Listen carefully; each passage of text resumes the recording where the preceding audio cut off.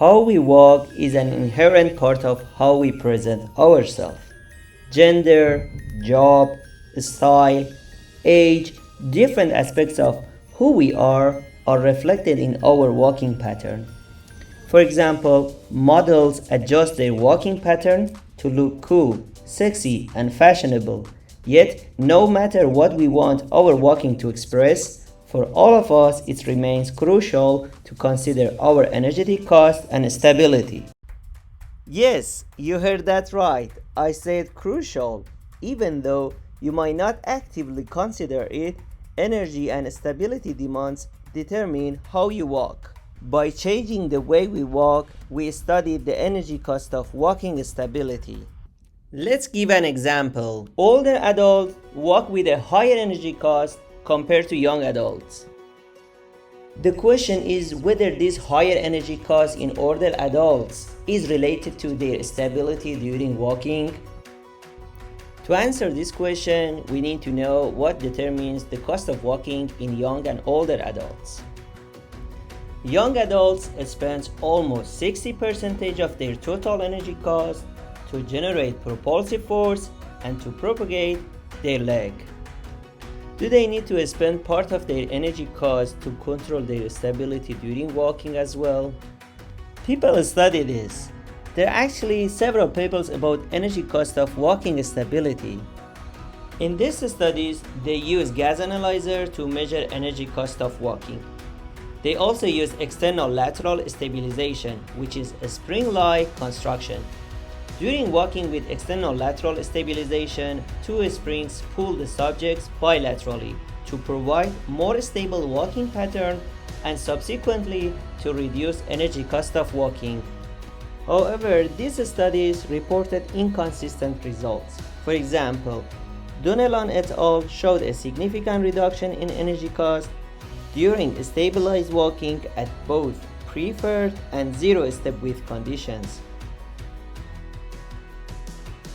However, Dean et al. Found a significant reduction in energy cost during stabilized walking only at zero step width condition. In our most recent study, we also didn't find a decrease in energy cost in stabilized walking. We tried to understand why these results are inconsistent. For this, we did a systematic review on all of these studies, and we found that these inconsistent results could be due to differences in walking conditions between these studies. For example, walking at preferred or zero step width, walking with or without arm swing, or differences could be due to differences in habituation time or in stabilized devices between these studies, such as differences in spring stiffness or in rope lengths used to attach bilateral springs to the participants. So, to better understand the effect of external lateral stabilization on energy cost, we also did a meta-analysis on individual participant data from these studies. In our meta-analysis, we took the aforementioned differences in walking conditions and stabilization devices between these studies into account.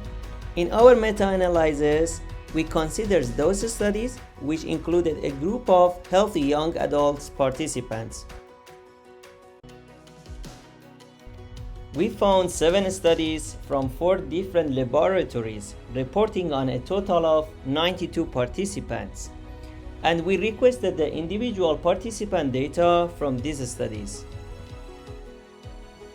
We performed multi-level analysis on the data to investigate whether step width, arm swing, rope length, spring stiffness, and habituation time affect the difference in energy cost between walking with and without external lateral stabilization.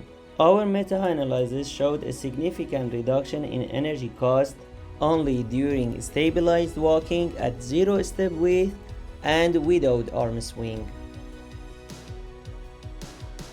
This means that if you walk normally, you need only a small proportion of total energy cost to control your mediolateral stability. But if you walk at zero step width and without arm swing, this proportion is larger.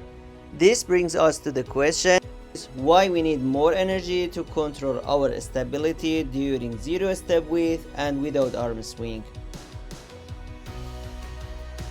During walking at zero step with, foot placement is constrained. Therefore, other stabilizing strategies such as frontal plane ankle or hip movements will be needed, and these strategies are energetically costly. Moreover, arm swing plays a stabilizing role during walking, and this role can become more important when participants have to walk at zero step width. Therefore, due to constrained foot placement and absence of arm swing, maintaining stability becomes more challenging, which may lead to increased energetic cost for control of mediolateral stability. We also found that if short ropes are used to connect the bilateral springs to the participants, energy cost reduction can increase, because spring fixed in AP direction may provide unwanted assistance in the anterior direction and assist the propulsive force generated by the participants. And these potential unwanted effects may increase by using short ropes to connect the springs to the participants. Our meta-analysis also showed that spring stiffness and habituation time did not affect the energy cost reduction due to walking with external lateral stabilization. Based on the results of our study, we can conclude that young adults spend a small part of their energy cost to control mediolateral stability during normal walking. But if they walk at zero step width and without arm swing, they need around 10% of their total energy cost for this. Moreover, due to potential effect of rope length on energy cost reduction, future lateral stabilization studies are recommended to use long rope length or trolleys to prevent slacking.